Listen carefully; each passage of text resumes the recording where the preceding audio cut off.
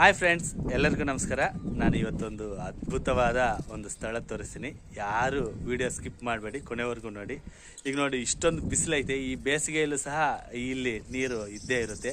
ಇದು ವರ್ಷ ಪೂರ್ತಿ ಇಲ್ಲಿ ನೀರು ಇರುತ್ತೆ. ಜನ ಕುಡಿಯೋಕ್ಕೂ ಸಹ ಇಲ್ಲಿ ಬಳಸ್ತಾರೆ. ಈಗ ನೋಡಿ, ಒಂದು 12 ಗಂಟೆ ಆಗಿದೆ. ಇಷ್ಟು ಬಿಸಿಲಾದರೂ ಇಲ್ಲಿ ನೀರು ಇದೆ. ಈಗ ಇಲ್ಲಿ ನೋಡ್ತಾ ಇರೋದು ಪಾವಗಡ ಬೆಟ್ಟ. ಇದು ತುಮಕೂರು ಜಿಲ್ಲೆಯಲ್ಲಿ ಬರುತ್ತೆ. ಪಾವಗಡ ತಾಲೂಕು ಸ್ಥಳ. ಈ ಪಾವಗಡ ಬೆಟ್ಟದ ಕೆಳಗೇನೆ ಇಲ್ಲೊಂದು ಬಂಡೆಗಳ ನಡುವೆ ಒಂದು ನೀರಿನ ಚಿಲುಮೆ ಇದೆ. ಇದಕ್ಕೆ ಚಿನ್ನಮ್ಮ ಚಿಲುಮೆ ಅಂತಾನೂ ಸಹ ಕರೀತಾರಂತೆ. ಇಲ್ಲಿ ನೋಡಿ, ಇಷ್ಟೊಂದು ಬೇಸಿಗೆ ಕಾಲದಲ್ಲೂ ಸಹ ಇಲ್ಲಿ ನೀರು ಇದ್ದೇ ಇರುತ್ತೆ. ಜನ ಕುಡಿಯೋಕ್ಕೂ ಸಹ ಇಲ್ಲಿ ಬಳಸ್ತಾ ಇದ್ರು. ಈ ನೀರು ಇಲ್ಲಿ ತುಂಬಿಟ್ಟು ಹರಿದು ಹೋಗ್ತಾ ಇತ್ತು. ಈಗ ಬೇಸಿಗೆ ಆಗಿರೋದ್ರಿಂದ ಇಲ್ಲೇ ಇರುತ್ತೆ.